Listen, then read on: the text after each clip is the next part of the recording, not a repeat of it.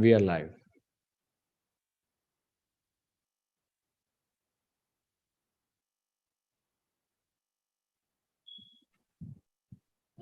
Okay, I'm just checking. Yeah, got it. I'll be sharing it.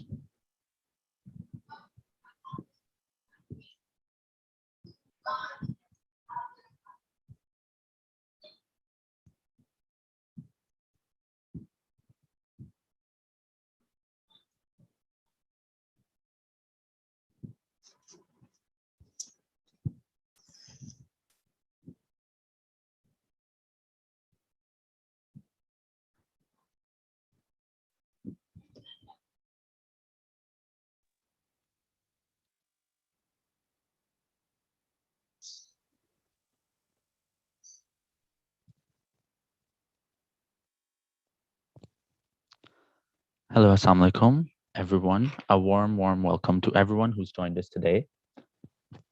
My name is Shan Kesser, and I'm a final year medical student at Rawalpindi Medical University, and I'll be moderating this session today.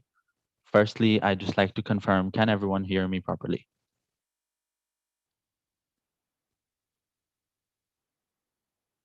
Yes, Sean, we can hear you. Okay. So today's session is brought to you by IFMSA RMU LC, which is the local council of Rawalpindi Medical University, which is the branch of IFMSA. IFMSA stands for International Federation of Medical Students Association, and it's a student-run organization representing associations of medical students. It was formed in 1951 and maintains 136 national member organizations from 127 countries across 6 continents, representing 1.3 million students.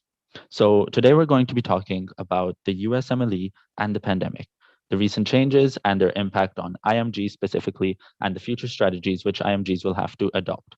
So before we start, and before I start introducing the speakers, I'd just like to remind everyone in the audience that we have to join in with the full name and the institute name. So if you've not joined in like that, then please do leave and join again. You will be admitted. Apart from that, the pre and post forms. So there's going to be in order to get a certificate, we will get a pre-evaluation form, which you filled in with the submission. And there will be a post-evaluation form, which will be shared only in the Zoom calls chat, not on Facebook, unfortunately. So on Zoom call, if you keep your eyes on the chat in the last 10 minutes or after the session, we will send in the link for the post evaluation form, and the post evaluation form will be need to be filled in order to get certificates. So without further ado, I'm going to move on and begin today's session. So I'll start by introducing our first speaker today. Our first speaker is Dr. Osama bin Nasser. Dr. Osama bin Nasser is a graduate of Rawalpindi Medical University. So he is an alumni from our own college today. And he is a fellow in training of cardiovascular diseases at Bay State Medical Center in Springfield, Massachusetts. He's also the founder of visualmed.org, and he is a admin of the Rawalians USMLE Forum. So do we have Dr. Osama bin Nasser with us? Hi, Marishan. Thank you very much for the introduction. Good to be here. Good to see you all. Okay, assalamu alaikum. Nice to meet you. And Dr. Osama, the first question I have for you is, tell us a little bit about yourself. So I was born and bred in Pakistan. I originally belonged to Jhang, Pakistan. So I moved to Rawalpindi Medical College. That's back in 2008. I did my college from Sir Syed. Then after moving to RMC, it was RMC at that time, now it's RMU. So it's been a good while. We had like 5 years. I think deciding for USMLE came in third year. That's when a lot of people were opting for USMLE, but we never had, that kind of direction as to what to apply, where to apply, who to contact. So those kind of initial things, I just started working myself, listening to a lot of YouTube lectures and all those things. And then finally, in final year, I applied for a lot of electives, then got electives, got lucky somehow, got electives at University of Alabama in Birmingham, came here, did my electives, then got back to Pakistan, give my steps and, finally follow the process. But I'm married. My wife is also hospitalist. She's working in St. Francis and Hartford Hospital over here in Hartford, Connecticut. We live here. We have one baby who's 1.3 years now. So that's who I am. Okay. And regarding your journey to the US, can I ask you which year did you apply for the match? So the year I started, like the whole process started for me in 2015.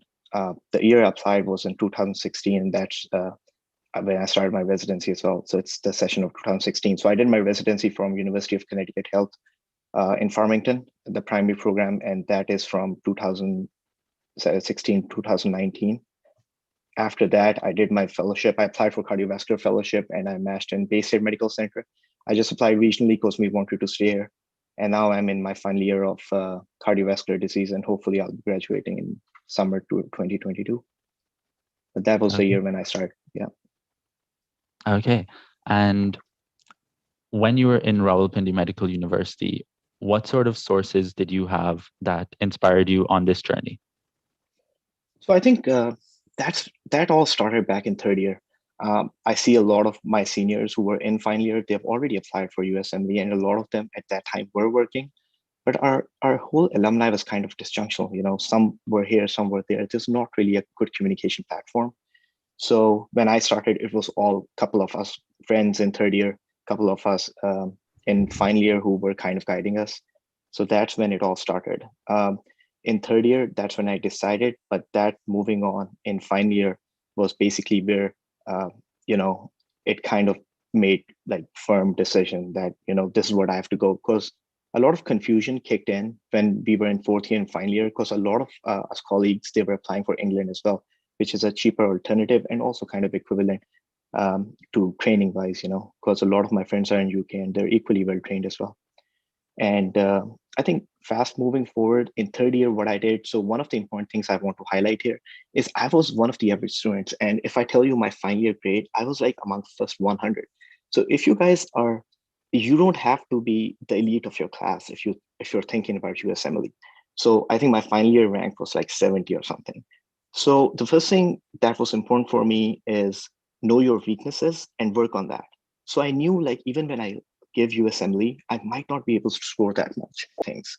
I knew my weaknesses, I might not be able to score much. So I worked on my research, I worked on my clinical experience in US, my letter of recommendations. And I think that kind of helped me out. The early exposure to US clinical health setup, and that was, I think, a big plus for me. Eventually moving forward, I think these are some of the things that I would definitely highlight that kind of helped me, and I think helped a lot of other people as well. Okay, and that sets up a nice platform because you've mentioned the lack of coordination between USMLE aspirants in Rawalpindi Medical College at the time. So now that brings us up onto the Rawalians USMLE group on Facebook, which you are the founder of. So tell us a bit about how that came into existence. I think it's kind of a combined collaboration from a lot of people. I have to say a name of Mubashir Bhai. He was actually a resident at that time of University of Oklahoma. I think he's a hospitalist, probably a cardiovascular fellow. But he actually helped on this a lot. He was actually the pioneer of this group. He actually started this group. Then we eventually moved forward and we developed another group because a lot of spammers were joining in. We never even knew like who's joining in those groups as well. And Facebook security was another issue. So a lot of people were started posting their ads. So we had a lot of issues with the group as well. But I think when I matched and when I was in my second year of UConn, we actually did a webinar as well. And that forum actually helped out a lot of people, not compared to the King Edward USMLE forum. I think that's probably the best which Vagas started. But I think I've just wanted some platform for RMC as well, because to be honest, we are not in that much contact with, some of you might have friends in King Edward. I did not have anyone, and I didn't know it. I probably called a lot of people and they helped me out. But I think having an own alumni platform, that always helped a lot. And that's where I started Rebellions. And I think it's kind of helping a lot of people as well, even right now. Okay. One final question for you before we move on is, unfortunately, I'm going to be very blunt and honest with you right now. I am a Rawalpindi Medical University student in final year now, and I did not know of Rawalian USMLE group until a few days ago. So how do we revive these groups that you have made? It's a great platform, but unfortunately it's not useful right now. You're absolutely right. And that's what happened, I think, last year. So almost, I would say 2 years ago, when I joined my fellowship, it's difficult, especially for me as a cardiovascular fellow. It's very difficult for me to maintain a platform if other people are not really, coming in um, and sort of taking the charge. So and that's why I'm so happy to see you guys, starting all this and taking charge, because a lot of us people, once we graduate, once we start our family lives as well, it's very difficult for us to maintain these forums. And I would want my juniors like you guys coming in and kind of, taking over, because in the end, that's how it works. Right now, I graduated in 2014, and after working in US for almost 6-7 years now, I do have the experience, but I think the person who's applying right now for USMLE is much more versed about, what systems are changing and how these system change is going to impact everyone. So I think you guys coming up with this platform, I'm actually aiming on making one of you guys as admin for the Ravilians Forum, so they can just revive this whole setup and kind of help these people out. And in fact, this is going to educate us, because I'm kind of out of this picture myself for a couple of years, especially after starting my training. I think it's very important, especially when now we have Facebook, we have Zoom, we have all these platforms. So absolutely, I would do that. Okay, and inshallah, we will be in contact with you Inshallah. now, so we will talk about that more. And now let's move on to before I move on to the next speaker, I'm just going to give a really quick outline to the audience now about how this session is going to proceed. Right now, we're just introducing these speakers, and after this, we will have a panel discussion in which we will be discussing the main agenda for today's topics. So thank you, Dr. Osama. And now I'm going to introduce Dr. Faran. Dr. Faran Ahmed is a fellow of infectious diseases and critical care medicine at Creighton University Medical Center in Nebraska, Omaha, USA. Dr. Faran, are you here? Thank you. Thank you for inviting me. Okay, assalamu alaikum, Dr. Faran. Nice to meet you. Let me turn off my, virtual background, because that's just something. Okay, so Dr. Faran, firstly, tell us about yourself.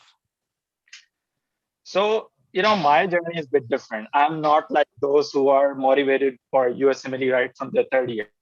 Me and Vagas, we were those who want to be in Pakistan. During my MBBS, I never recall that when I was like really crazy about doing USMLE. We wanted to stay in Pakistan. So after completing and graduating from King Edward, we started house jobs like everyone. We joined Mayo Hospital. And what happened that, we were looking at our seniors, those who are working in Pakistan, and what's the right? I'm sorry, someone is not mute in the background. Yeah, so we actually wanted to stay in Pakistan. And we started our internship in medicine, and the way the medicine was being practiced was not the way it is in the books, right? So you learn the book, but you don't practice it, right? And when we were in communication with our seniors who were in US, we figured out that those are, they learn it and they practice it. And that's how we learned medicine. It was not related to, oh, I will go to US, I will earn dollars and all that stuff. It's about like how you learn the standardized stuff. So that's what motivated. So our journey was a bit late. So it was kind of atypical. Having said that, we didn't have a benefit of electives. We were not that much connected to US and all that stuff. And me and Vagas, we finished our house job. And right at the end of the house job, we just took our USMLE. And even then we were not sure, because this pathway, I'll let you know, this is not like a fairy tale that it's not like the moment you pick up your step one book, you are matched in US. It's very complicated. It's very tough. It's difficult. It's difficult at every step. And that's a reality check. I want to spread this message and tell everyone that it is not like the moment you pick up step one book, you're matched in US, but it's step by step. So what happened that, we took our step one, we timed it with FCPS part one, so that, keeping the backups, that is so important. It's a combined effort. While you work on USMLE, while you do the research, while you try to go to US, all that stuff, you have to be there. So as soon as we finished our step one, we sat 6 months more, took our step two. Visa was a hurdle. So I represent a group of physicians who face every kind of hurdle at every step. My visa got rejected. For the first time, I had so much issues with, or not only me, Vagas and all that stuff. These are like non-educational problems we face when we go to US. So we had no, we used to hear so much about UPNA, and they have all these places to support us in US. As soon as I landed at JFK, New York, there was no one. My friend who was staying on his own, he was there. We, a group of 6 people, tried to just survive ourselves for 6 months. And then, even complained about it. That, what are you guys doing? Your website looks so glamorous and there's nothing happening on the ground. So, we were the reality check people.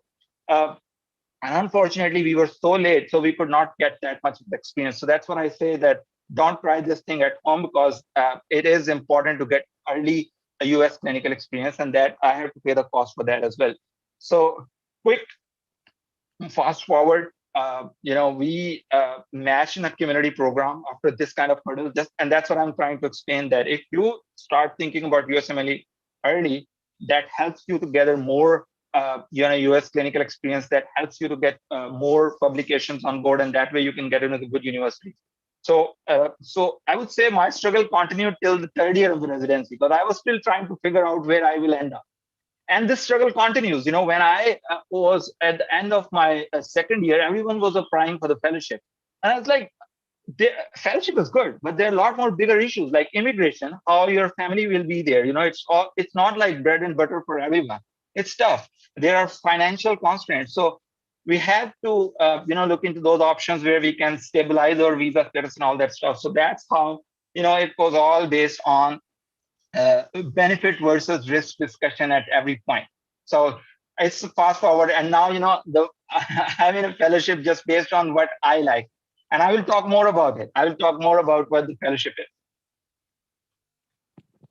Okay, thank you for that from Dr. Faran Ahmed. Your experience just shows how valuable your input will be today on our panel discussion. Thank you. Okay, we're running a little late, so now I'm going to introduce our third and final speaker, who is Dr. Vagas Naders. Dr. Vagas is an assistant professor of clinical gastroenterology and hepatology at The Ohio State University, Wexner Medical Center, Columbus. He's also the admin of King Edward USMLE Forum. So Dr. Naders, are you here? Assalamu alaikum, and thank you, Sean, for kind introduction. And thank you, IFMSA Rawalpindi Medical University. It was a news for me that it is a university now. Good to hear. So without delaying it much, I would just be very short in my introduction. You already introduced me. I'm one of the admin. There are 5 more admins of King Edward Forum. And as Faran said that we came in here in 2013. So I'm graduate of 2010 from King Edward. And then I did a house job in 2011. Then in 2012, I started my step 1. I also took FCPS part 1 as a backup. After doing step 1, I came to United States in 2012 and I did my, 6 months Carthage rotation, a small community hospital rotation. And during those rotation, I took my step 2 CK, step 2 CS, and step 3. Those 5 months were very productive because I was running late for the match. I applied match in 2012 September. I got matched at Montefiore in 2013. I did my residency 3 years there. Then I did 1 year house job in Geisinger where I got my green card. Then I went back for gastroenterology fellowship to Montefiore from 2017 to 2020. And then I graduated in 2020 and I joined Ohio State University as clinical assistant professor. So that's a very nutshell. King Edward USMLE Forum, one of our friend Farooq Abbas, he founded it in 2013, and then we were a group of 6-7 friends. We all were admins, and then we worked on that. We did so many sessions, and with the passage of time, it grew to the level where it has now 13,500 members. It is called King Edward just because it was initiated at King Edward, but does not mean that it is only for King Edward. It is actually for all South Asia. Now, actually, American graduates are also part of it. So it's an open for doctors. You can always join it. Don't think that it is for only Chemcolians, but because now it is famous for King Edward, we cannot change its name. So that's the nutshell. So Sean, I think that's enough for the introduction. Our main discussion is USMLE pandemic. You go ahead, start the discussion with our panelists, and we proceed from here. Okay, thank you, Dr. Nawaz, for that. Now we're going to be entering our panel discussion. And just to remind everyone, the topic for today is the recent changes and the impact on IMGs. So, and the future strategies for the medical students. So I'll I'll I'll be asking these questions, and all three speakers will be requested to give their input on each topic because these are some pretty major changes that have been brought about recently, some due to the pandemic, some due to changes otherwise. So, and just before I start, I would like to make everyone aware that we do have a really diverse audience today. There are some early stage medical students, there are some who have completed their whole who have completed their medical school and they've completed the steps. So we will be trying to touch on as many questions as possible. Unfortunately, as you know, we might not be able to cover every single question as there is limited time. So without further ado, let's get started. We will have a Q&A session at the end also. So the first topic that we're going to be talking about is the step one, pass fail change. So for those who are unaware, step one is going to be changing, has always been a scored system, and it's always been a score. And the general has always been that if you score above 240, above 250 as an IMG, you're safe. But now all of a sudden, the step one is becoming a pass fail change from 26 January 2022. So that is obviously going to have an impact on a lot of on the way we prepare for the step one. So for that, the first question, I would like to pose this to Dr. Vagas Nawaz to give your thoughts on the step one pass fail change. So that's a very good question. Step one is one of the most difficult exams of a whole USMLE journey. Why? Because it's basic sciences. It requires at least 7. In our algorithms, we have said 7 to 8 months. So now, but at the same time, it is a big weapon for the IMGs also, because historically IMGs perform better than the AMGs in step one. So in my eyes, they are both like pros and cons of the step one being not. So plus side is that you don't have to spend 8 months. You can spend 4 months. People who want to do it quicker, people, especially for undergraduate, people who want to do MLE as an undergraduate, like they are fourth year students. I know you are final year mostly. That is a good news for you guys, because now you can do 4 months in your fourth year, end of fourth year or final year start. You can do step one in the final year vacation. Based upon your step one, you can go to America for electives, because many programs want you to be step one before elective, they issue you elective. So that's a plus side, but there is a downside as well. The downside is that while you guys are being ranked, the step one scores become very obvious. 260, 265 puts you way ahead of the AMGs. Now it will be pass and fail. It will be on your transcript as score, but still it will be considered as pass and fail. As long as you're taking it before 2022, it will be 3 digit, but after 2022, it will be on transcript as pass and fail. So now it will not be a very objective tool to help you sort out. So what that means, more focus will be on CK, which is still quantitative, and step 3, which is still quantitative. So CK, you guys have to perform better on CK. Now, I was always asked this question, should we not? So that's a very relative question. So we are right now in the month of May. If you have not started yet, so means you have 8 months left. And I would say, go ahead. If you are a good student, go ahead and try to do it in December so that you score 3 digit. But, or if you're already in the middle, I would say still you have good time according to our algorithm. And again, check your NBME scores. If your NBME scores are giving you 260 plus, then you go for quantitative. If your NBME scores are giving you 240, 225, I would not take before December. I would wait, and I would like my result to be scored as pass fail. Because imagine if you pass in before December and you are 225, it's a psychological game. Although after 2022, it's not going to be, but I have spoken to so many program directors, still it's a matter of psychology. Many of them are not aware of all these abrupt changes. So I would be relying on NBME as an objective tool. If your NBME gives you more than 260, go ahead and try to do it before December. Otherwise, please do not. because there's more risk than the benefit. So this is all relative. So there is no absolute rule. So that is to be very exact. CK is more important. Step 3 is way more important than in our days. And we down the track, we will discuss CS ka cancel hone se bhi, it has become actually a precedented importance. So that will be the answer. Okay, thank you for your answer. You've covered a lot of topics in there.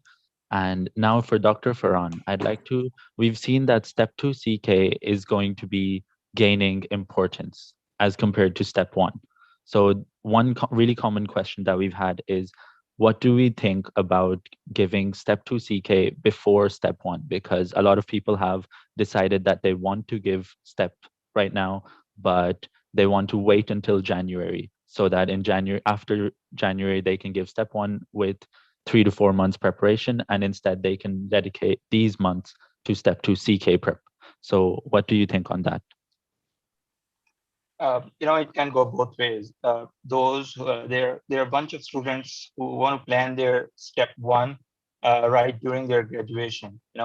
It's a good thing for them. They don't have to chase the high score, and if they are getting a reasonable numbers on their UWorld, they can take their step 1 early on, and they can time their CK right after their final year. I mean, I think it just did a lot better.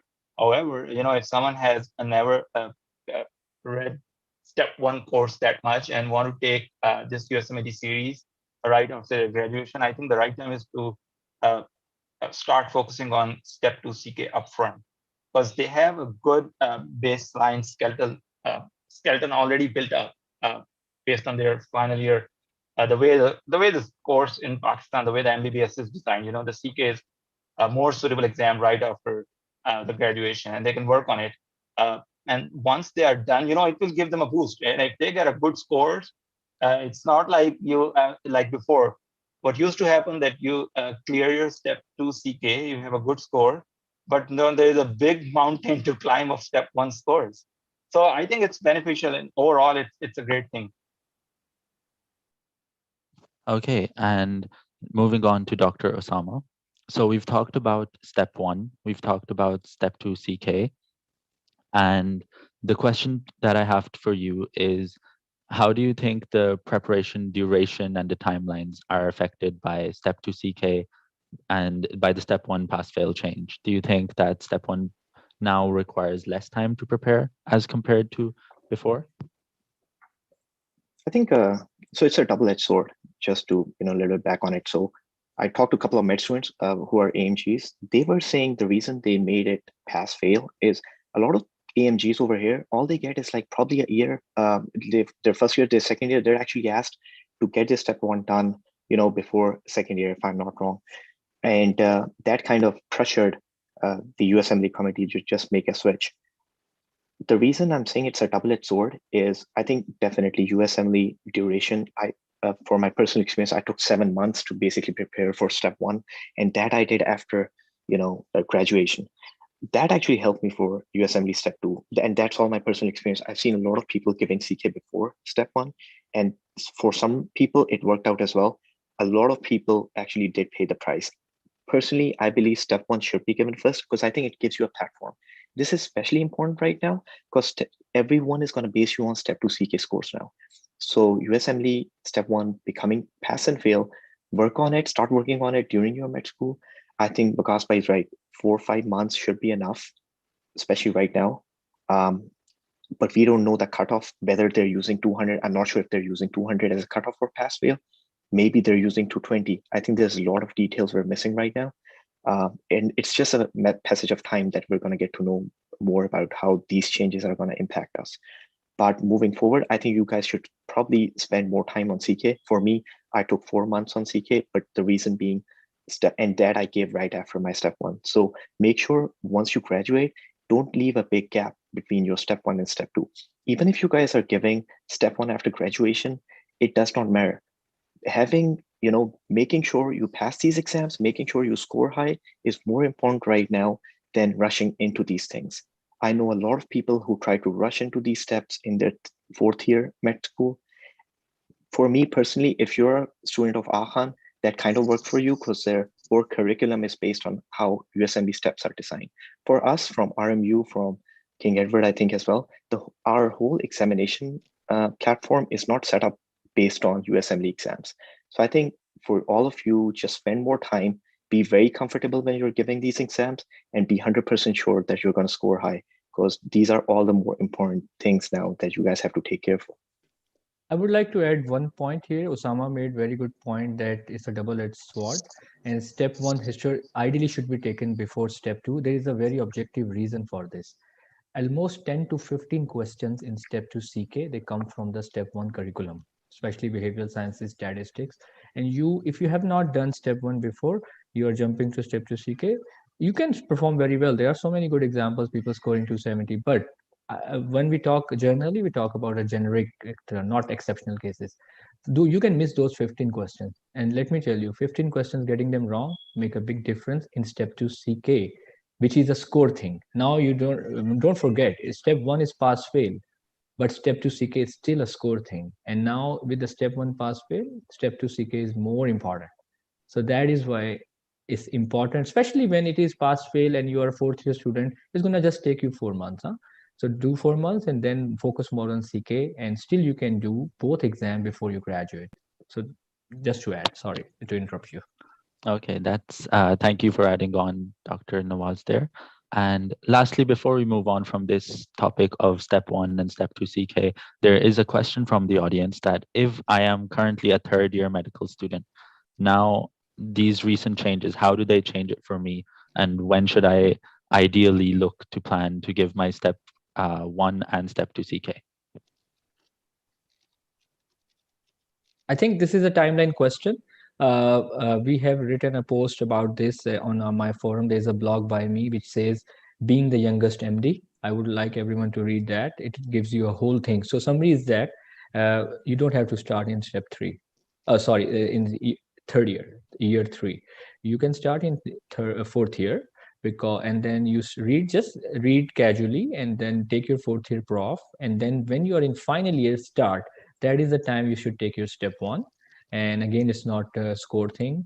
And then you start your CK, because by using the CK books, you can pass your final year exam because they both are clinical. So you whole final year, you keep on reading your CK. In the final year vacation, you go to America for your elective based upon the step one you did in February, around February, March. And then once you do prof of your final year, you take your CK exam. And still you are not graduated, because the graduation date means the date you are allotted your certificate. You can still go to America again and do a second elective based upon your step one and step two. And then you can do at the same time, when you're in America after your graduation, you do step three. And this is how you can do in the same year you graduate, September of that year, you can actually apply the match. So there is a blog about this, which describes this timeline. This is called Being the Youngest MD. Okay, thank you. And just for our audience, I'd like to let you know that we will have a proper Q&A session at the end of this meeting. So for your questions, you'll be able to pose them then. And again, Dr. Vagas has mentioned that there is a blog on his Facebook page, King Edward USMLE Forum, titled Being the Youngest MD. And I would encourage those with still questions that are unanswered to have a read on that blog. I'm just going to add a small thing to this if I can. Yes, of course. I think if you have decided for USMLE in third year, like I did, right now with all these changes, what you can focus on, because is right, like you probably have to wait till fourth or final year before you give steps. I think the important thing is you can work on is your CV, like work on extracurricular things, join organizations like these, and they play such a huge part. All my interviews, they kept asking me about the research I did as a first project, which I started in third year. So try to look more into those things. And I think that's kind of helped you, in terms of in everywhere. It's going to help you in fellowship as well. So just to add that. Okay. So now we've discussed the impact of this change of step one from pass to fail. So now we're going to move on to the COVID impact. And the first impact that COVID had was that in-person step two CS exam was cancelled. It was postponed, and eventually it was discontinued indefinitely. So now I'd like to ask Dr. Faran about the step two CS exam, and what do you think the cancellation how is it going to impact? this is a very important, very important case. I was in contact with so many graduates who were right there in US waiting for their step to CS, and then the exam got cancelled. They had to go back. They could not take their CS. Unfortunately, they could not match. And last year was total mess. I would totally say it's just so horrible. Now, so we know there are pathways and we know there are ways to evaluate it. They just added pathway 6 and all those stuff. And I think I may not have to repeat all that stuff because it's there on the websites and we can take a look how one can be eligible if the CS is not part of the application. The more important thing that I just want to highlight today, and I came to know yesterday, there is a coalition of physician accountability in US and ECFMG is part of it. And just yesterday, they published 42 recommendations. So these recommendations were not there last year. And these recommendations are based on all these feedback they got from the programs, they got from the residents. Now, I will share the link of these 42 recommendations, and I will let you know this is going to be a revolutionary change how they're looking at it. And I'm going through all these recommendations right now. They starts from the right from the med school. So they named it as an undergraduate medical education and graduate medical education review committee recommendations. These are 42 recommendations. So what are the, let me just take a few minutes to describe that, what is happening right now and how they are going to address this. So these 42 recommendations, number one, they are trying to address, to establish an equality between the med schools across the globe. Because what is happening that now when you apply for the US residency spots, you have the graduates from all across the globe, and they are trying to come up with, a standardized way of evaluating these med students. So that means that this committee recommended a standardized MSPE, and that is so important. When we apply for the residency match, I didn't know that there's something called MSPE until I opened up the application, and US graduates work on the MSPE so early. So when we say try to work on your CV, that doesn't just mean that work on your publication. If you take a look at the ERAS application, it has so many other components, and MSPE is part of it. So they are going to standardize the MSPE, and it will be a standardized MSPE so that all of the med school will have the same parameters to evaluate the students. Next comes the ERAS application. They're going to review it, and it will be more subjective, more measurable parameters, not like you're going to write the whole paragraph that I did this and I invented this and all that stuff. That doesn't work. You can write whatever in your CV. It will be more objective. They did not share what exactly they will do, but there will be changes. Then come these exams.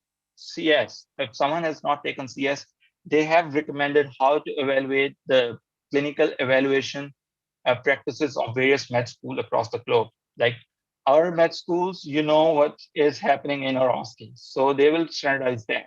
So that may impact us.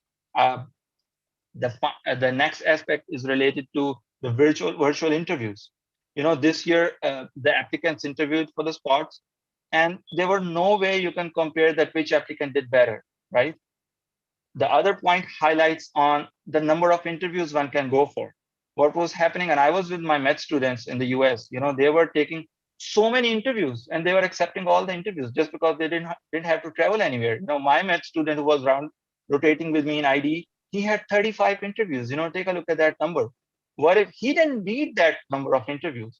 So they are trying to restrict an applicant in particular subspecialty, how much interviews they're going to get. This is a big move. And then they are going to compare the bias. There's so much bias at so much levels. We as an IMG, our journey starts from so much behind. We are not at any point equal to a US graduate. So they are going to standardize and try to, and there are like 10 to 15 recommendations how to delete this bias. So I think we will see so many changes on this. Okay, that's a really interesting point raised by Dr. Faran. I was actually unaware of these recommendations that have been passed. And now I'd like to move on to regarding the step 2 CS cancellation. We have, when it was cancelled, then we came across the pathways were introduced. So Dr. Vagas Naders, could you just really briefly highlight the main pathways which apply to Pakistani medical graduates? Yeah, that's a very important point now. So now we are discussing the CS cancellation, which is actually a bigger change than the step one pass fail. The biggest impact, I will come to the pathways, but let me point out a very big impact on IMGs, a downside of CS cancellation, a visa.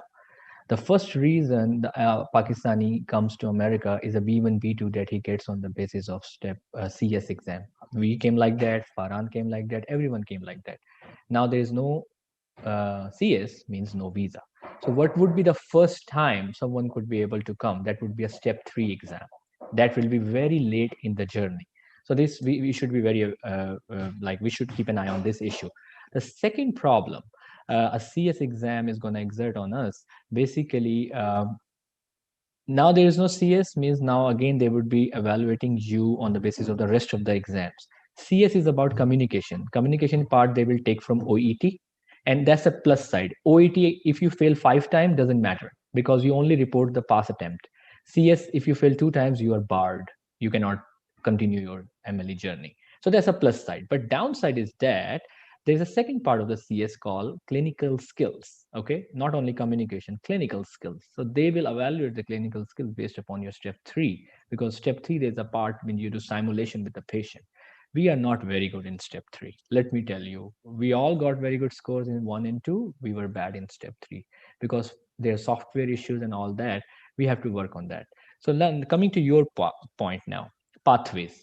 Last year match 6,000 IMGs applicants out of 21,000. Okay, they used pathway track because they were not able to do CS exam and because of the pandemic. There are 5 pathways. Let's not talk about 3, 4, 5 because that doesn't apply to us. So pathway 1, 2, and 6 apply. Actually, there are 6 pathways. 1, 2, and 6 apply to us. So one pathway is basically when they initially said that you have to have a permanent license in the last 5 years, even if it is expired. What that means, a permanent license for a Pakistani means a house job. Then they changed it. Initially, they said that it should be unsupervised. Then they said it can be supervised and it can be a provisional, which means when you graduate from your RMC, you get a provisional from PMDC. So that kind of, initially there was a lot of confusion. Now currently your provisional can work, okay, for pathway. That means most of the IMGs, almost everyone, as long as you are affiliated with your PMDC. So everyone should do PMDC. I would come to the house job path. I think someone asked about is house job karni chahiye ki nahi karni chahiye. The second pathway is OET pathway, OSCE pathway, OSCE. So this pathway was the time when alumni came into action. King Edward USMLE Forum wrote letters to the ECFMG administration. Apna walon ne bhi likhe. Initially, they said that if your exam, professional exam, do OSCE, you are good.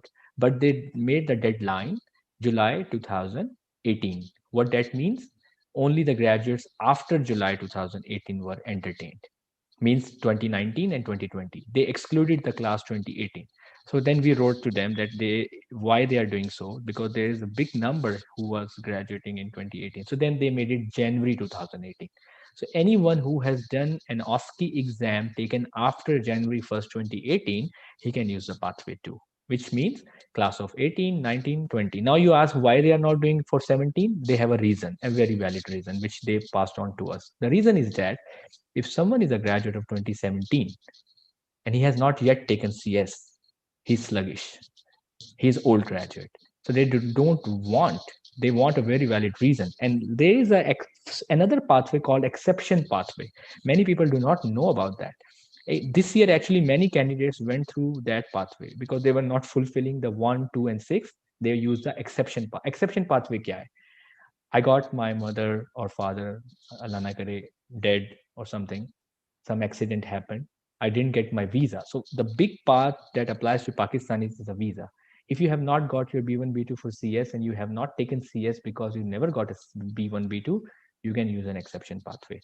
If you were doing an MPH or something like a master's degree, you can use exception pathway. If you have a death in your family or a sick COVID sickness or something, you got a visa, but you could not come because of that, exception pathway. In exception pathway, they basically assign a person who communicates with you one-to-one in emails, ask evidence.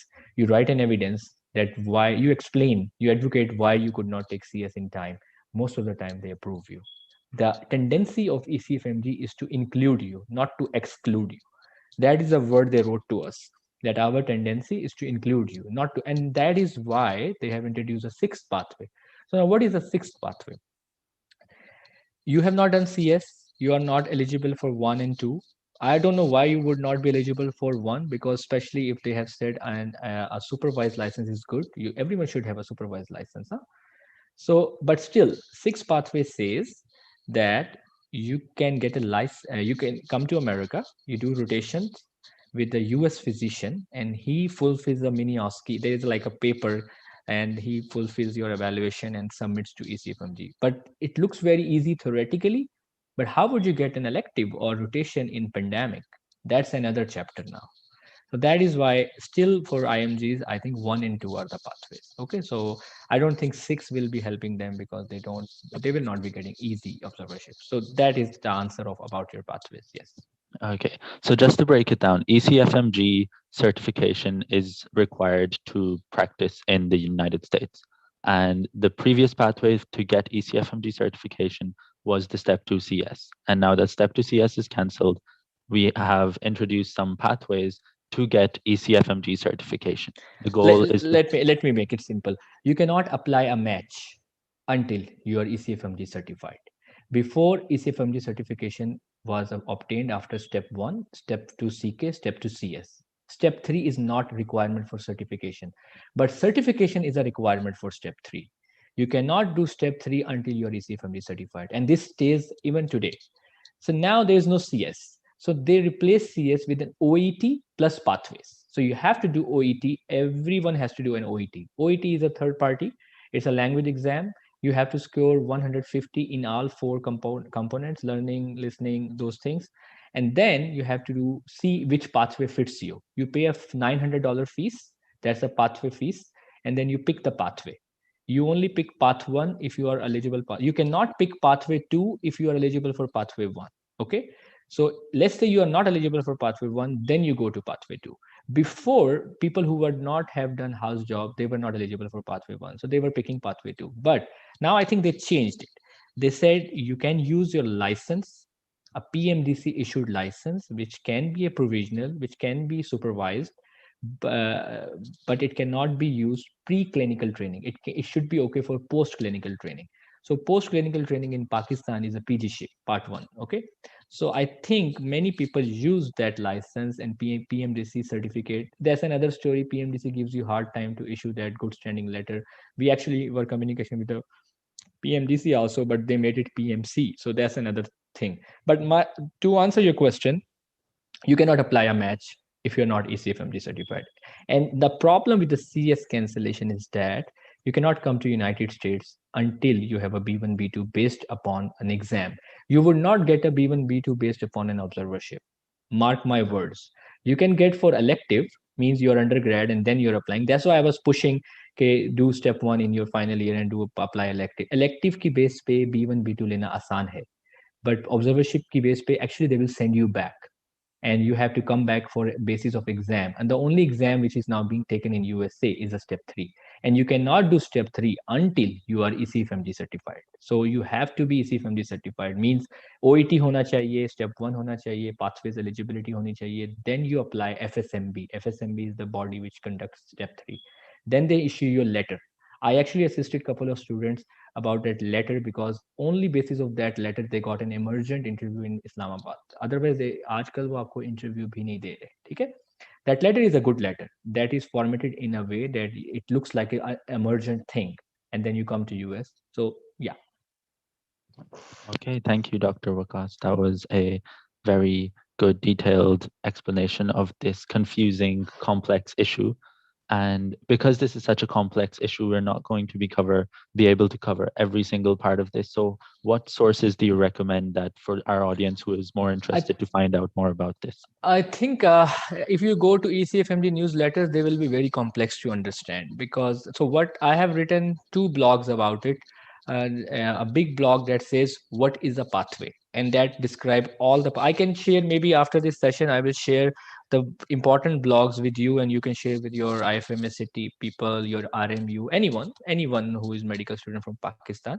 So there are 5-6 important blogs. Timeline changes, what is a pathway, what are the pros and cons of CS, cancellation. What should I do in the line of these changes ahead of time? People are thinking that with the CS cancellation, they are saving time, and with the step one being pass and fail, they are saving time. But actually, it is not true. The reason being, OET is added on, that is going to take you 1 month. And number two is the thing that there is no CS on the basis of which you can come to USA. So now you have to plan 3 months ahead. Before, we used to tell candidates March 1st is a good date to start first time, and then you apply September next year. Now I say December is the first date. Why? Because the first time you go to America would be in the February next year when you'd go for step 3, and that would be the first time you will do some rotation in the United States. So you have to secure 4 months before August or September for that rotation, without which you would not be entertained in the interviews.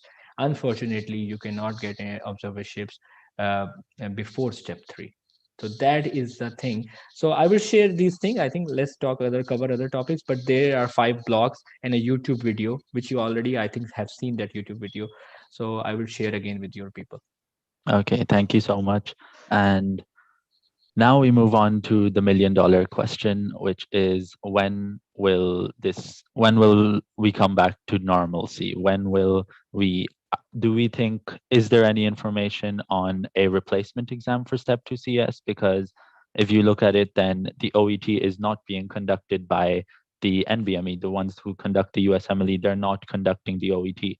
And they used to conduct the Step 2 CS, so technically they're losing money that they would have made if the Step 2 CS was being conducted.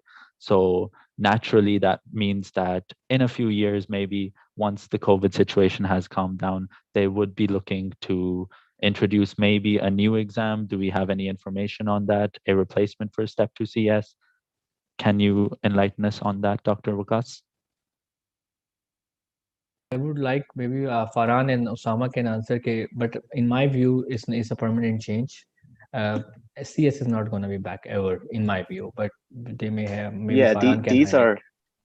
these are big changes. I mean, if they take such a big step, it's usually permanent, unless obviously circumstances change in the future.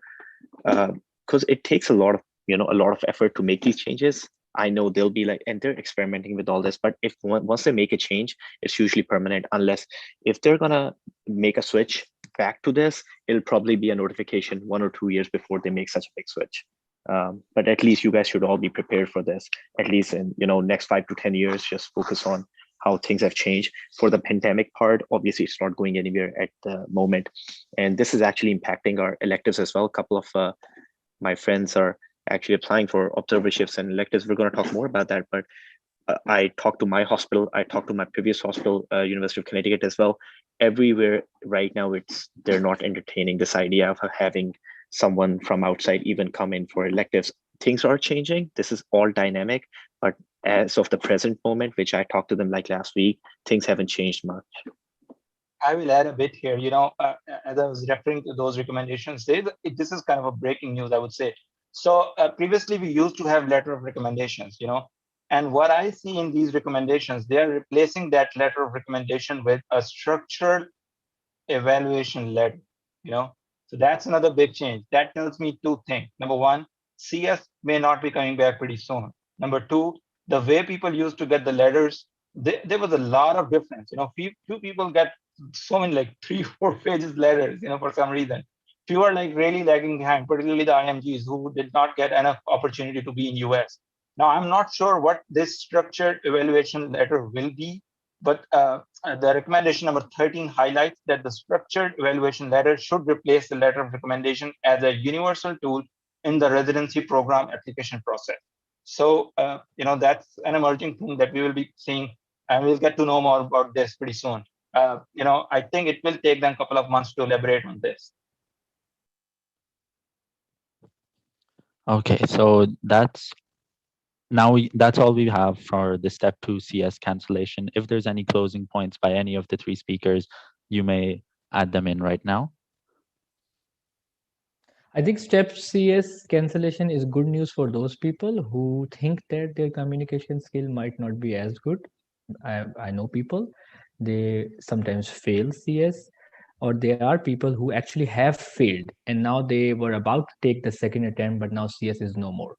So that's a good news that it might not be a considering factor, although it will be a part of the transcript. So do not think that it will not be on your transcript. Whatever exam you have taken, because imagine I mentioned 6,000 people use the pathways, but there was still another 14,000 who use the CS track.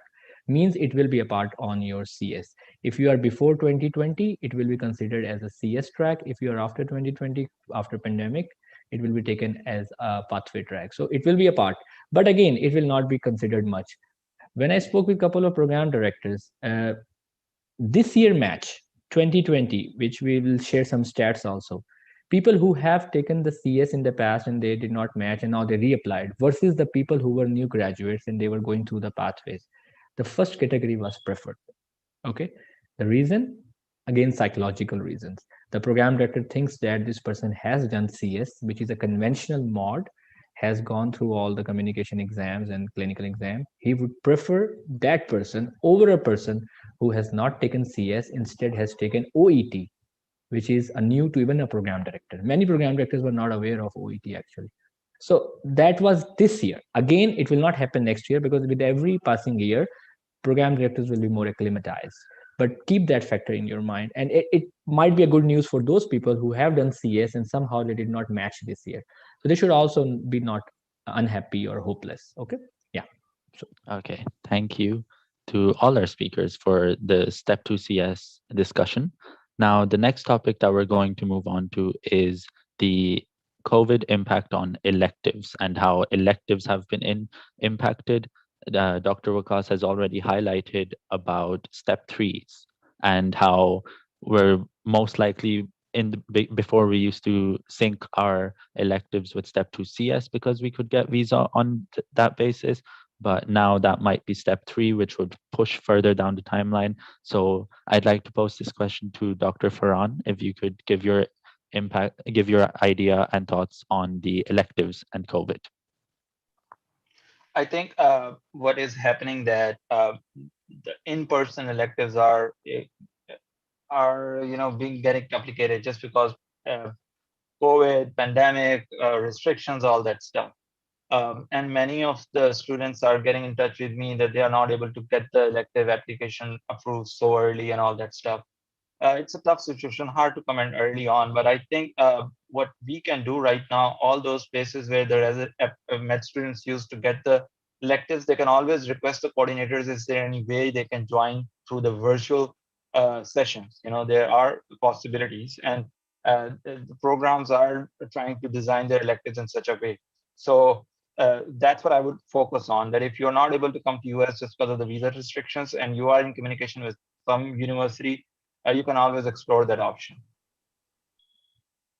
Okay. And about the electives and COVID, you've mentioned tele-rotations. So one question that is very commonly asked is the value of a tele-rotation, provided that they will be giving an LOR as well. But is a tele-rotation looked down upon compared to an in-person rotation? Or because of the situation and the circumstances, do program directors tend to understand? I think there will be a reasonable bias as compared to someone who physically came in, saw the patient, shadowed the team, was part of the care and all that stuff, as compared to someone who just did tele-rotation. But in this situation, it's better than nothing. Better than nothing. Okay. And just to now, add to that, I think right now, tele-rotations itself, and also if you guys can look into like a lot of labs, especially in big universities, they look for coordinators. They look for people who need help in their labs. A friend of mine who recently matched as well, he actually contacted and emailed a lot of lab directors and physicians. For example, there's a big lab in MD Anderson on cancer as well, and he got a research sort of fellowship. While doing that bench research, he talked to them and they allowed him to do some clinical rotations on site as well. So from my experience, what I've learned is there's so many pathways that you can explore. If you somehow get into US, so for example, when I came in, obviously it's a different time now, when I was here, I was not doing anything. So, but I was in Atlanta, and there's Emory University, which is big university. So I just contacted a lot of Pakistanis over there, and I asked them, "Is there any way I can shadow you, or maybe work with you?" And they're always willing for that. And so that is somehow something I think you guys should definitely be looking out for. Just keep emailing people. I know circumstances are difficult. Keep emailing people on personal basis and ask them if there's any way you can work with them in their clinic. Because remember, in US, there are two setups. We have where their hospital setup and their private groups. You can always work with private groups as well. And if you're thinking that might not be useful, yes, compared to a full-blown elective rotation, it might not be that much useful, but working with a private physician in US, it's definitely worthwhile, especially if you kind of make a sort of personal connection with them and you can get a personalized letter of recommendation. So keep those count in and don't rule them out as of yet. Okay, thank you. Now, I'd like to come back to Dr. Vagas Nawaz because he highlighted a point that step 3 is going to be where the timeline will adjust your electives now. So can you, once again, can you emphasize that point? Shan, before I address this question, I cannot agree more with Osama. He raised a very valid point. If you're not getting elective, you have to look for the alternatives. Whenever something goes away, a new thing comes in. So look for the new thing. And what is that new thing? COVID pandemic. So I personally conducted residency interviews in Ohio State University, and when we get the applicant's resume, I shared my experience on my blog also. We look for something new. Elective is there, research is there, but now pandemic is around. So there was a student who made a YouTube video about COVID pandemic awareness, a very good video about diagrams. And I actually watched that video, and then we discussed during the interview about the video. That made him very obvious as compared to the other candidates. Why I'm bringing this point? When you cannot get electives, you are working in Pakistan, do not underlook Pakistan's excuse me, clinical experience. Work in Pakistan hospitals, keep emailing, as Osama said, as so that you remain in the memory of the US hospitals. If you get telerotation, there's no, if you can afford, I would not pay more than $500 because that's more commercial point. But if you get like something 500, go for it. But work on pandemic.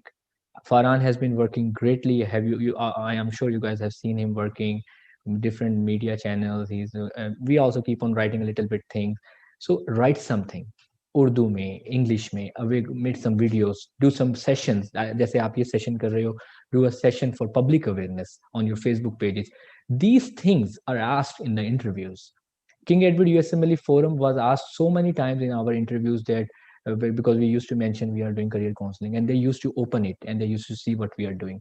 Same thing applies to pandemic, and this will make you very obvious that you are doing something for public health awareness. It is a very big thing that you are debunking the myths of the vaccine. You are spreading awareness about the vaccine, COVID symptoms, mild, moderate, severe, backup. So work on these things. You would not lose anything. In fact, you would be very obvious.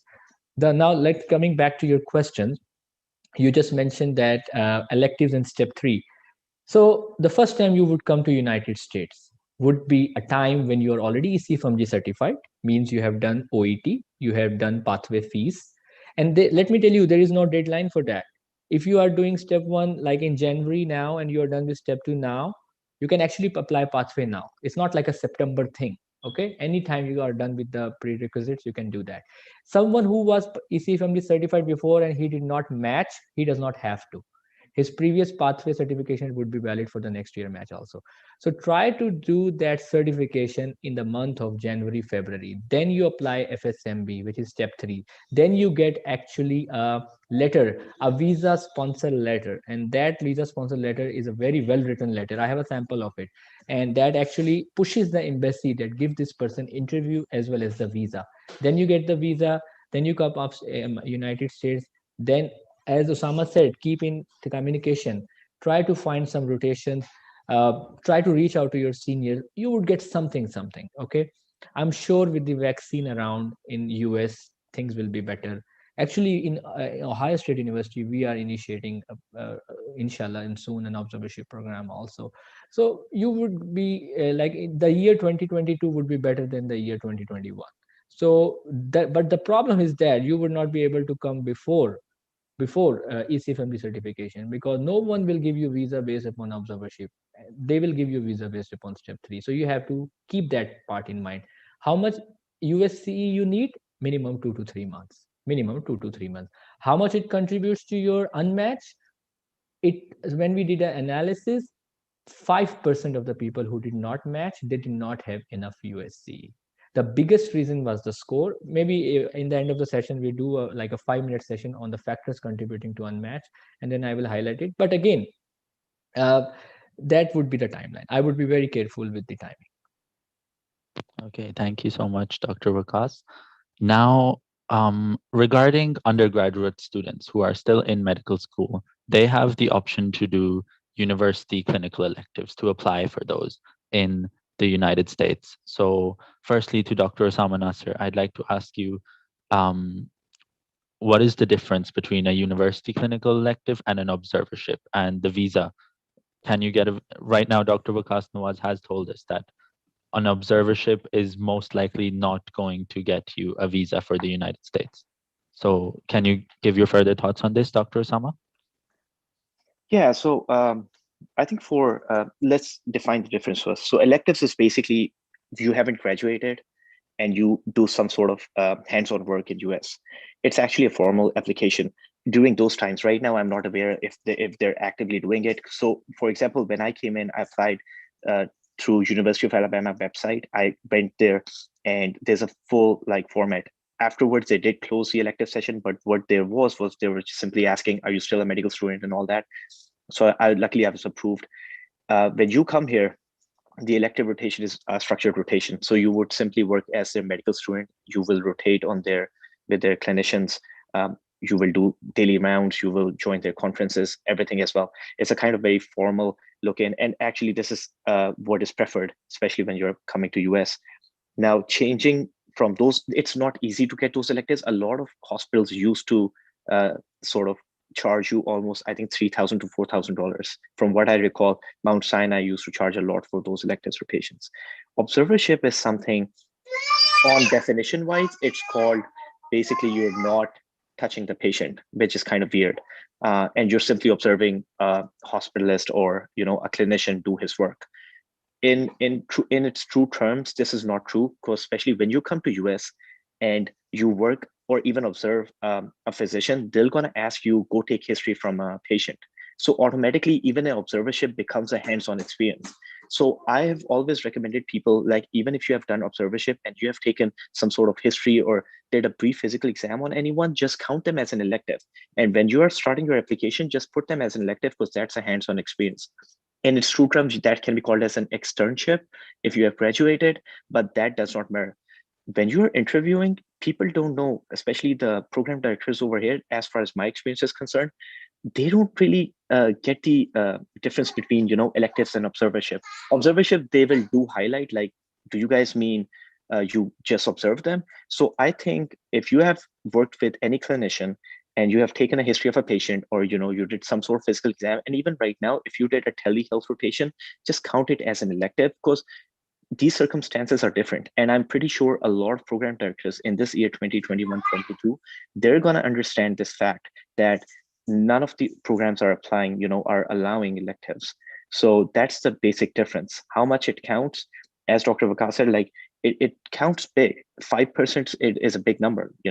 For me, it helped me tremendously, not only with letters. One thing I will tell you guys, in a 1-month elective rotation, you can't impress people a lot, even so you'll get a generic letter recommendation from most of them, but the experience counts. Because when you're going to an interview, that's when they're, oh, you worked in University of Alabama. They actually, all the universities I worked with and all the hospitals, like community hospitals I worked at, they're going to send you interviews, because you make contacts with these people, and these are some of the important things when considering. Now, in this time of pandemic, as I highlighted earlier, don't be disheartened about the fact that most of the universities are saying no. And a university elective obviously makes a big difference, but a lot of our hospitals are affiliated with universities. So you might not be working in the primary hospital, or you'll probably be working in an offsite hospital. It does not, kind of cut down the experience at all. I think it works for you, because all the hospitals, all the clinicians who work in universities, they also work in those hospitals as well. working with people matters, making contact matters. And I can't emphasize this enough that right now, a letter of recommendation is going to make so much difference, especially when the CS is down and everything else is down. Letter of recommendations probably hold the same factor as your CK scores. I've seen this, and even in my residency, when I was in third year, we were reviewing all the applications who used to come with the chiefs. And one of the primary things that my program director said there is if a guy has a great letter of recommendation, it kind of, because and there were people who their mentors called for them. So that's another thing. And I think we undermine this idea about if you have a physician who's working in Pakistan and he writes you a letter of recommendation, if you can make him call for you, as long as he's a physician, a consultant, I think it goes big way. For example, if you're working with, for example, Dr. Umar, he's the VC of RMU, right? So work with him and ask him to make a phone call. He's a big name even here. And if he calls for you and vouches for you, that makes such a big potential in your application. I hope that answers your question. Okay, thank you for that. I'm going to detract from the topic for a little longer because I have a question about the electives. And this is mainly to Dr. Osama Nasser because firstly, I'd like to give you a 2021 update that right now students who are applying for electives, what difficulties they're facing. So one problem is obviously the pandemic, a lot of them have closed down. But apart from that, there's other issues as well, like a lot of universities only take students from LCME accredited schools. A lot of universities only they require step one, which is obvious. But the problem that we're facing, a lot of people are facing right now, is that for the electives, they are charging a lot more money than they used to back in the day. I know that University of Alabama at Birmingham, for example, is charging above $4,000 right now just for the tuition for the elective.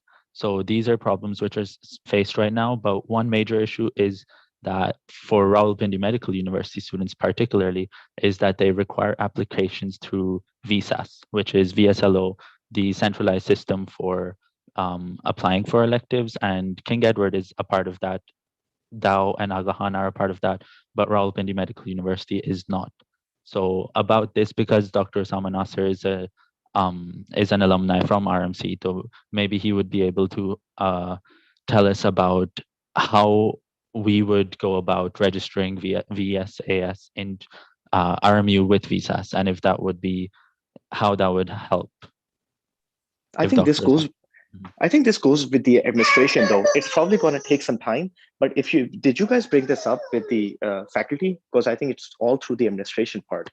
Yes, I've actually contacted both RM Khana and RMC administration. And what did they say?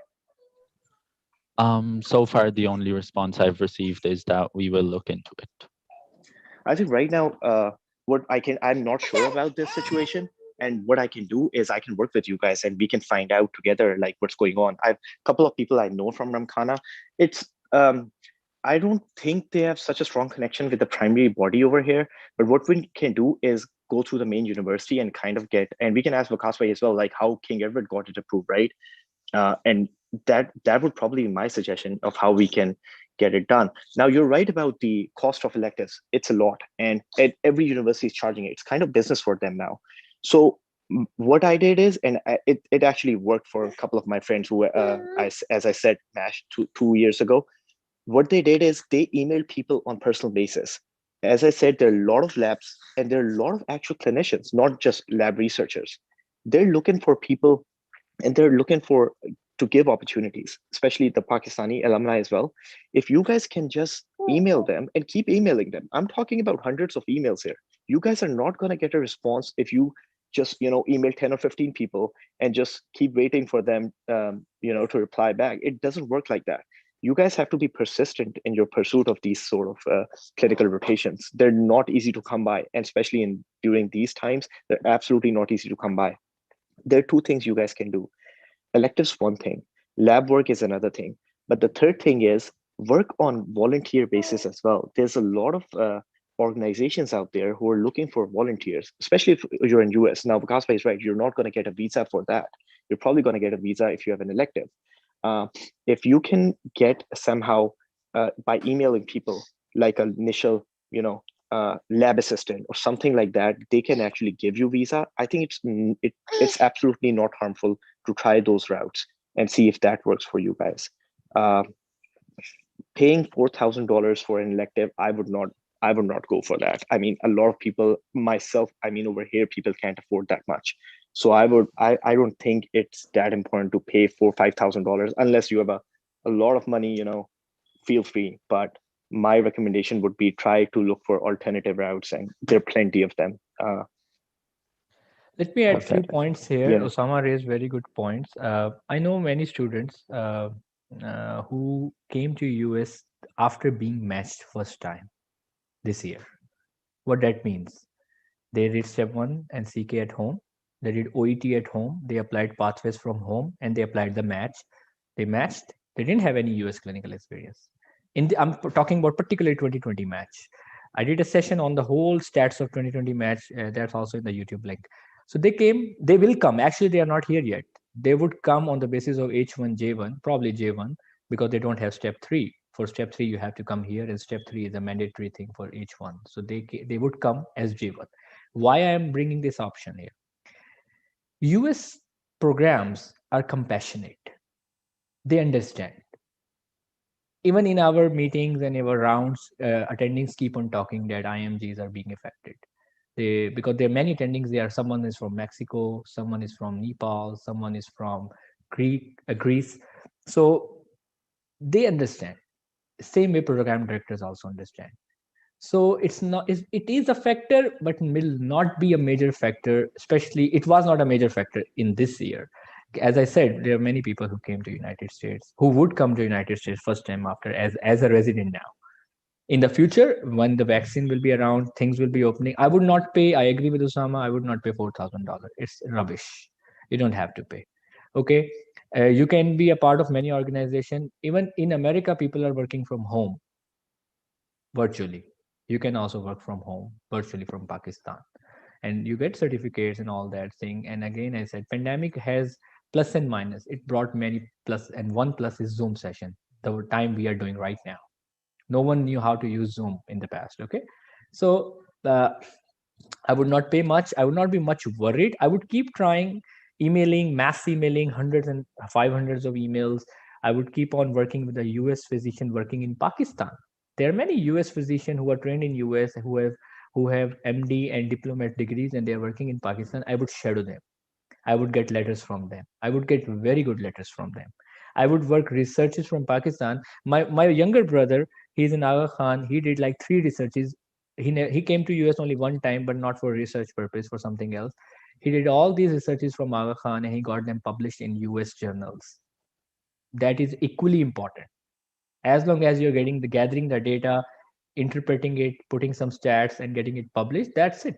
Do not underestimate Pakistan clinical experience, research experience, or Pakistan as entity. Do not underestimate it. Okay, that we tell these things during the interview session also. Never say bad thing about Pakistan system, because that's how you would be judged. Okay, so this is the answer to your elective thing. Okay, I think I added something. If you have any more question, you can let us know. Is it Okay, okay if I add a bit of point here? I'm sorry, I just jumping in. So we talk a lot about US electives, but let's just get back to see what are the components of ERAS application. And there's a whole big lot of tables about what kind of publications that we did, right?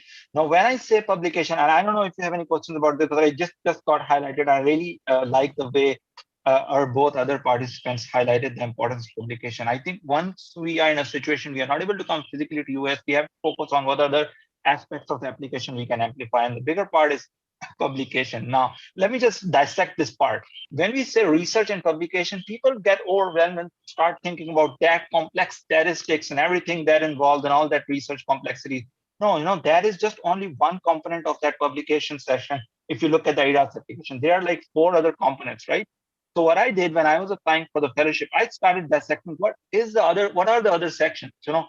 For example, right now, if you're doing this session, you can write a good blog about it, and then at least try to publish it somewhere, and that becomes a part of your application. I share my experience. I was at IDSA, ID Week, And one person literally, he was there and he was just going from one session to other session, another session.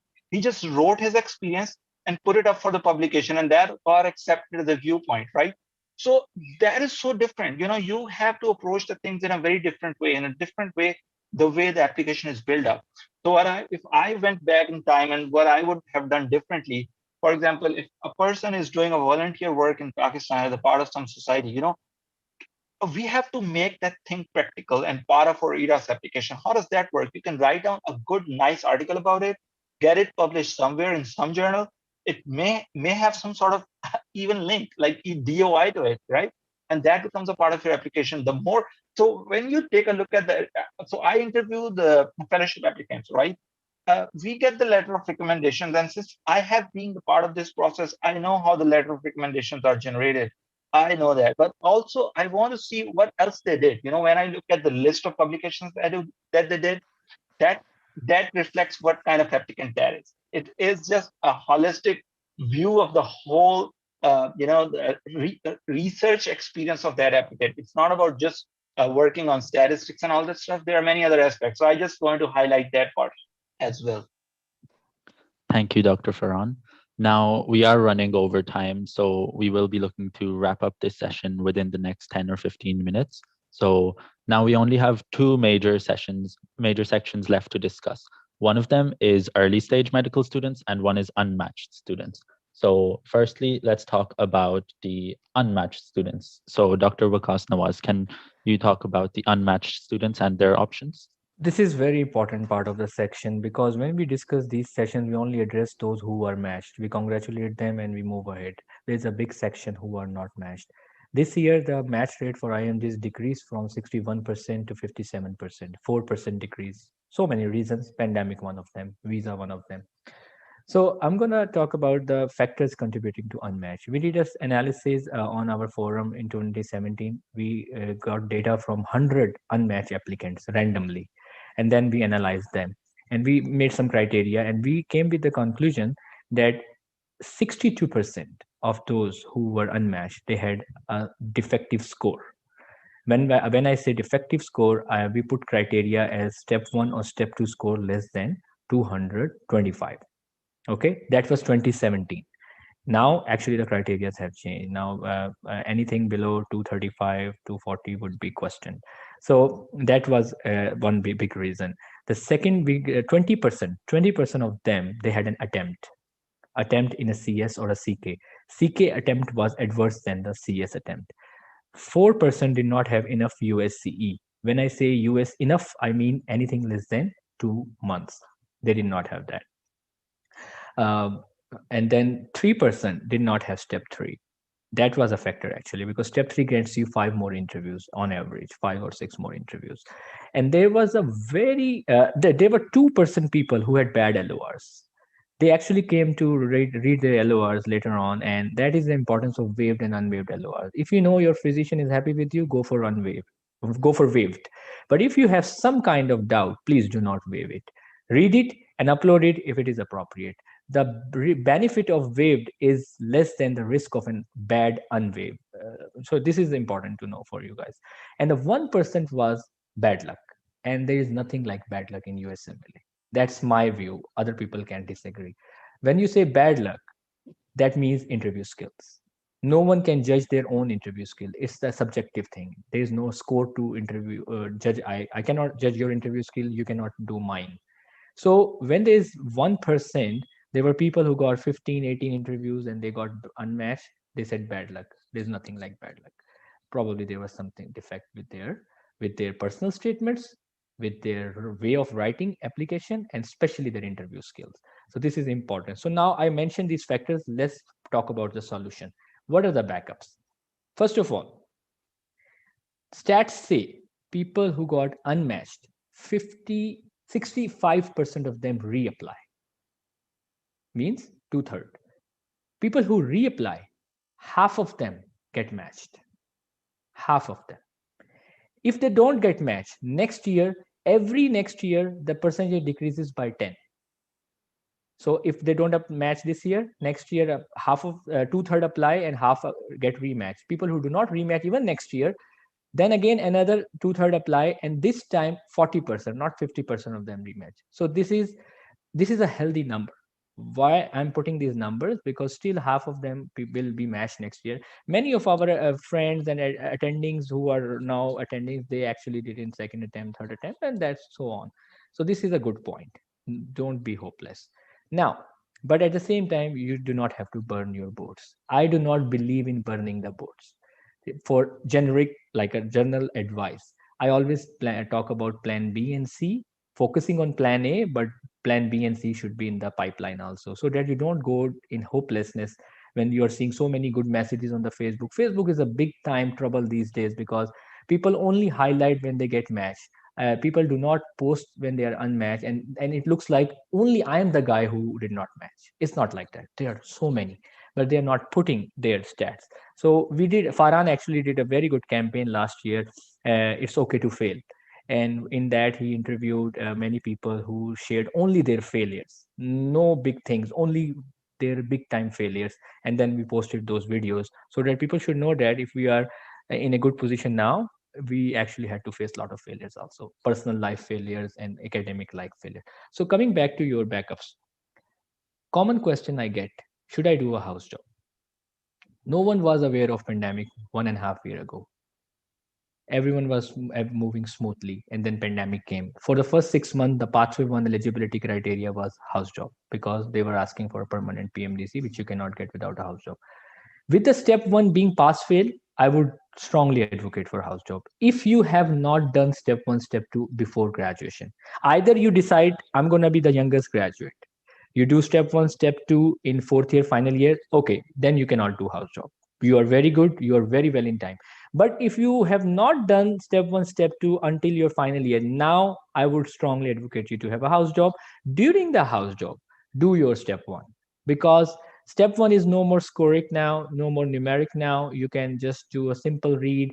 You have to pass probably 220, 210 is the passing. It varies 2 plus minus plus based upon the other people's performance, but you can easily pass with it. Go for minor house job, don't do major house job. Go for minor house job, ENT, cardiology. Every hospital has its own definition of minor house job. And then by getting house job, what do you get extra? Plan B, you get Pakistan uh, FCPS eligibility. All of us, me, Faran, we did part one. So we knew something goes wrong with America, we have our home saved. That's number one. Never underestimate FCPS. It's a very good degree, very big degree. We have so many attendings there, and they are doing very good job. They are happy, they are good. So that's number one. Number two, backup, what do you get? Do you get Qatar residency? Qatar resident, there are many people who did not match in USA, but they went to Qatar, they did Qatar residency, and then they kept on reapplying from Qatar, and then they matched from Qatar, and they left Qatar, came back. It's a bridge. It is a good training program, Ahmed Medical Center, good money, very good money. Okay, you need money as well. Every unmatched adds $5,000. Farhan, I think, wrote a very good post about finances of the USMLE. So a one match complete journey requires $10,000. If you are unmatched, keep on adding 5,000 per match. So Qatar gives you a backup. And a third thing is USA. So when we were interviewing in USA, we got Qatar interview as well. So I flew from Philadelphia to Doha. I did Doha interview. I flew back to Philadelphia because I had one more interview. And next day we flew from Philadelphia to Lahore. So you have to do these kind of things. So house job is important if you have not yet started in your third year, fourth year. If you have started, please do not do house job. You are good. Go for step one in fourth year. Go for step two CK final year. Pass your final year with your step two CK prep. Go for electives in vacation of fourth year and final year. And finally, when you graduate, go to America, get step three done, stay there, apply, and inshallah, you will be matched. But if you have not be that aggressive, many people would not be, then do a house job. So that's my point on house job. Backups. So I mentioned 5 factors. There's a remedy to each factor. The first factor, if you have bad score, less than 225. If you have a score below 230, it is remediable. It is treatable. But you have to add a remedy. What is the remedy? Research. 1 year published research. What is the second remedy? Extensive clinical experience. 6 months is the definition of extensive clinical experience. What is the third remedy? Green card. If you're not married, you may have to get married in USA to get a green card. people do these tracks honestly, and it helps. This year, the green card match was 4% better than the non-green card match. 64% of the IMGs who matched, they were green card. So these are the stats. If you have an attempt, the CS attempt, again, you have to do remedy. Remedy is the same. You have to do research. You have to do the extensive search. If your score is less than 230, you have to apply not only internal medicine, you have to apply the sideways also, backup fields, which are pediatrics, which are neurology. I do not mean to undermine pediatrics, but there is less competition there. Pathology, pediatrics, psychology, psychiatry, and neurology, less competition. If you are less than 235, 230, please apply backups. If you are less than 215, please do not pursue USMLE. Whenever I say this, I get a very I get like a smashed also by many applicants. They don't like my answer, but I don't mind that because I don't want to give them false reassurance. I keep on to make them happy. I say, oh, you are 212. Keep on doing. You can do it. You can do it. Everything. There's nothing like impossible. It's easy to write. It's not practically possible. And then they waste $5,000. They waste another year. Unfortunately, they do not get matched, and that adds to their problems.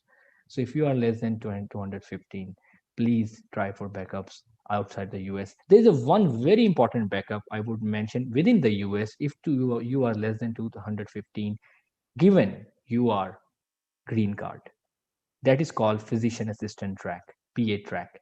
There are 5 states in America: Kansas, Missouri, Nevada. Um, there are 2 more actually. I'm forgetting the name. They allow you to apply physician track, physician assistant track without doing physician assistant college. PA is a college degree, 4-year college. But if you are an MD with a green card, you can go for physician assistant. You work under a license of a US physician, you get good money, you have a good job, very good job actually. So this is a option for those who have less scores and they are green card. Unfortunately, only one state allows H1, only one state, I guess. But you have to look into that. So these are the backup options. Always secure your home. Qatar is the middle, and then come to US. Don't directly jump to US that I'm burning the ports. So this is not appropriate. Okay. And then house job gives you additional cushions also. It gives you a letter of recommendation. It gives you clinical skills, especially with the CS down. Program directors will be looking at the house job experience better than they used to do in the past. And if you are doing a house job with a US physician who is working in Pakistan, even better. So I am an advocate. I'm kind of an old school guy. So I'm an advocate of a house job. If you have not started your MLEs in 4th year, which half of people do not do that. So that's the answer to your first question. Maybe the next question you should ask the other panelists. I took a lot of time. Okay, thank you so much, Dr. Vagas, for your input on the unmatched physicians. Unfortunately, we do not have so much time because unmatched is a whole topic of its own that we could go on and on about. I believe you have done some There's webinars. a blog. There is a blog written there. What are the I'm unmatched. What should I do? That's the title of the blog. I will share all these. Maybe there's all these links I will share with you, and you can moderate with your people. And yeah, I think you should allow now your participant. I'm seeing 228 people. They should be having questions if you have time. If you have time. Mm-hmm. So for the unmatched physicians, I would recommend that that I direct you towards these blogs for which links will be shared. So now we move on to our last segment in which we will be taking questions from the audience. And one very common question that we did have in our pre-registration form, because we did ask for questions then as well. And these were all questions that were asked there. And one last question that I would like to touch upon before the Q&A begins is for early stage medical students. We're talking first, second, third, maybe fourth year medical students. What are the positive medical student activities that one can do? How much is the benefit of doing society work, doing volunteer work in Pakistan? So Dr. Faran, if you could give your input on that, please. So I will just reflect how the US first year med school students are doing right now. So since it's pandemic and most of them were not able to, rotate with many of the programs as frequent as they used to. So what they are doing, and I'm getting all these requests from the first year and second year med students to, they want to join me in writing case reports. So that's one thing. Your seniors who are like whether in US or even in Pakistan and trying to publish something and doing their FCPS, these first year and second year math students, they can even help them. It doesn't mean they write the clinical aspect, just a bit of lit search or something that just adds their name to these case reports. This is just the beginning of publication. This just first step to how you build your resume. It's hard for them to do the clinical rotation, right? If someone of them is like really enthusiastic and can write blogs, excellent. If not, I think that's the first step that they can do. They can pair with people who are already preparing for the USMLEs or who are already working on these sort of projects. That's one thing I will recommend. The other aspect is and that is related to the kind of content they read. And I can totally understand the difficult aspect on that part, that our examination system is not consistent with the USMLE. So, but anyway, I think that what they can do is select the right set of books. I think other participants can further add on it. Yeah, I would just add to what Faran Bhai said. So there are a couple of important things. If you're first year, second year, nothing discounts. So here's the thing: you play guitar. Trust me, that counts. In interviews, that goes well. Their clinicians were interviewing you. One of them, he was a photographer, so I was a kind of amateur learning photography and all that. And all our interview went on photography. The reason I started my website Visual Med as well, my whole fellowship interviews went on that. If you guys can develop something, and it's not difficult, especially in this time, to start a website or start a blog, even like a Facebook group, something, and it could be non-medical as well, because they're interested in knowing the other side of you. That's first thing. Number two thing is what you can do is publication wise, there's a lot of off-site research opportunities. Case reports is one. A lot of people are now doing meta-analysis. So those are just review papers. And there are a lot of people who can mentor you in meta-analysis. We can share some of the people link, because that what I did myself. When I was coming here, all as a third year, in fourth year medical school, I was working with a lot of clinicians who were here in US, and we did meta-analysis, and all these got published. I got to present those in national meetings, and that's number second. Number third thing is, if you have started organizations like these, IFMSA as well, it holds big value. This goes into your volunteer section. Faran Bhai highlighted this earlier. There are 3 sections in your ERA CV. The first portion that starts your CV is basically your volunteer section. And that's where you add these things where you took part in all these, for example, you took part in polio vaccination drive. That is a big thing. For example, if you worked in a COVID unit, that is a volunteer section. As a first year medical student, you took part in those things. That's a big thing. If you have worked with EMT, and that's actually hold a lot of value here in US. If you have worked with ambulances, with EMT and all that, that you can add in volunteer section as well. So I think first year, second year, third year, these are some of the things you guys should focus on. Focus on these extracurricular things. We have this big events. I remember in RMC, we used to have this drama zones. We have variety show and all that. Don't undermine those things, because those go big way. So take part in these things, take part in publications like literature work as well, and start your own website. If you write a book, for example, if you write poetry, one of my friends who matched into psychiatry, she has her own poetry book, and she was telling me, and she is actually matched into Duke Psychiatry just because of that book. And they had, she actually brought those copies of those books for the program director. So that's what I'm telling you. Like, there's so many things you guys can do just to augment your application. Okay, thank you so much, Dr. Osama, for adding, for giving that advice. And now we'll finally move on to our last session, which is going to be the Q&A session. And we will have, for the audience, we do have a post-evaluation form which needs to be filled out in order to get a certificate. And that post-evaluation form has been shared now in the comment sections. So that post-evaluation form will only be active for around 10 minutes. So please do fill it in as soon as possible. Anyone who has any questions can use the raise hand feature right now, and we will be picking just a few questions because we are very over time.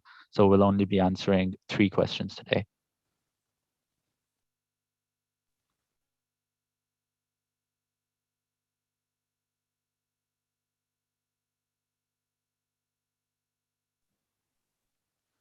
I'm going to be handing this over to Shaima Kesser right now to handle the Q&A session.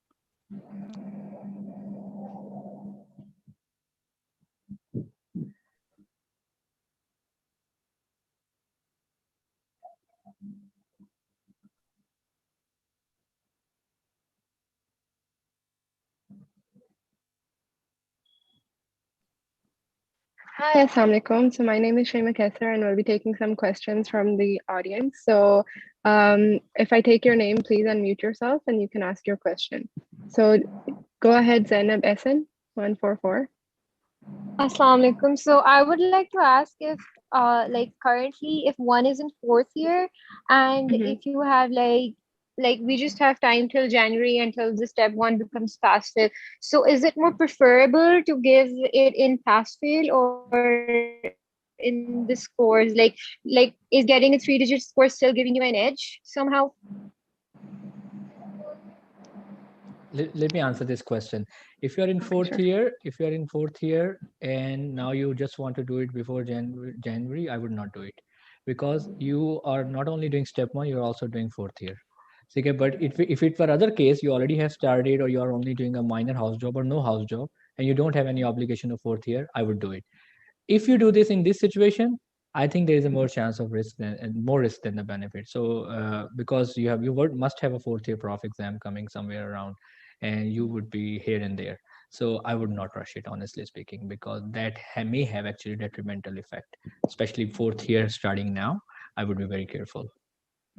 So it's better to give it after the fourth year prof, like in pass fail. As we mentioned in the youngest MD, the algorithm timeline that you start in March of fourth year, you do your fourth year exam, and then in the final year of March, you take your step one. So if you do before December fourth year, that will violate the line, and especially in a rush, it will actually be harmful. So taking the exam in pass fail, would that put us at a lesser benefit compared to the people who have a 3-digit score, or would that be fine if we cover it up with a house job or something? It's hard to calculate this bias. It's a psychological bias. With the passage of time, by the time you would apply your match, if you are doing step one now, I would assume you would apply your match in 3 years. By that time, this bias will be eliminated. So you should not be much worried about it. I will add on a bit here.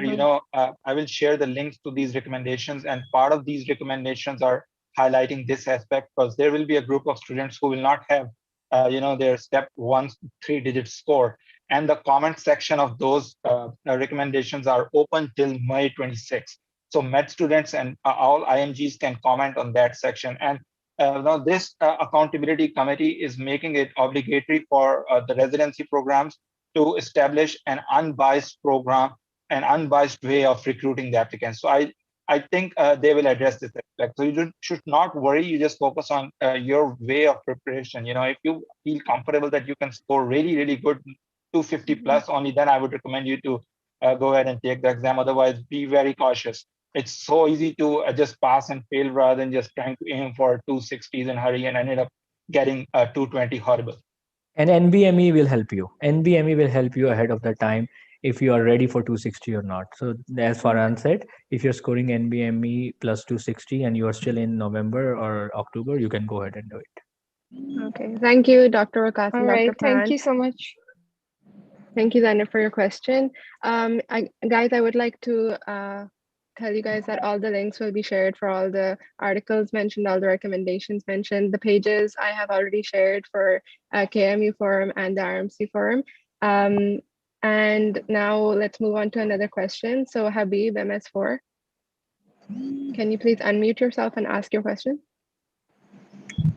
Hello, everyone. Hope you guys are having a great day. I actually have a question.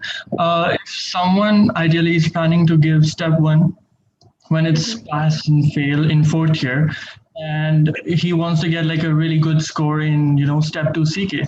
So would that be ideal to give the exam during his final year or after the prof exams? And so also that how should then he apply for the match? Should he be doing house job and then, go for step 3 in observerships or like that? I think we addressed this part in a very one-to-one. Let me give like a one-line answer. If you're doing undergraduate, you should start in the March of your 4th year, take your exam in the March of your final year, and then you apply your elective in the vacation of your final year, which is June. And then meanwhile, all your final year, you keep on preparing your CK books, because CK books will also help you pass the final year professional exam. Then you take your December exam, professional exam, and then once you pass, then you spend another read and do a CK. In the past, we used to recommend 4 to 5 months. Now I recommend 6 months for CK, because it's more only the quantitative exam left over. And then once you apply, do your exam in March or April of your CK, then you still have now you can go for another elective. And once you go elective in the March or April of your final year, being like finishing final year, then you can do step 3 as well in the same trip to USA, because that would be your ECFMG certificate, first trip after ECFMG certification, and then you can apply the match in the September of the same year. Okay, thank you very much. Yeah, you're on you're mute, Shima. Oh, sorry. I was just saying thank you, Habib, for the question. Thank you, Dr. Vagas, for answering. We'll just take one last question. So can Hamna SMDC please unmute yourself and ask your question? Hello. I would like to know if the program directors would anytime soon be taking our house job experience as the only proof of our clinical skills, because since CS is over, they do not have a good proof or competent clinical skills. So do you think that anytime soon our house job would be kind of a compulsion as a proof of our clinical skills? Do you think so? Maybe Faran or Sama, they want to answer. I think it has been addressed as well.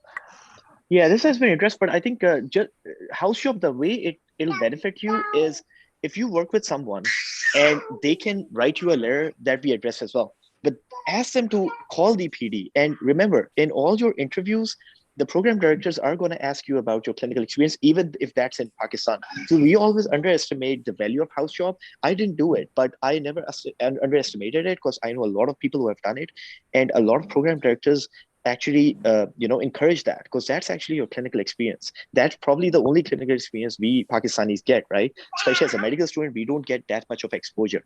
So use that as a sort of adjunct to your CV, and I'm absolutely sure, especially this year, next year for the pandemic part, they're going to ask you these questions, and in your interviews as well, they're going to give this weightage when they're considering your application. And remember, guys, being an IMG, remember, AMGs apply in like 30 to 50 programs at most, because they want to stay in their locality. This whole system change, don't think as if your chances have decreased. You just guys have to work very smartly about these applications, work on different things, and kind of work on other formats. But don't think like you're not going to match, this is too of a big change. Take this in a positive way, because there are a lot of programs out there, and there are a lot of new programs opening up. So I would encourage all of you to pursue USMLE. I think it's a great thing. There's great training here. And, that I would like to say, if anyone else wants to add to this.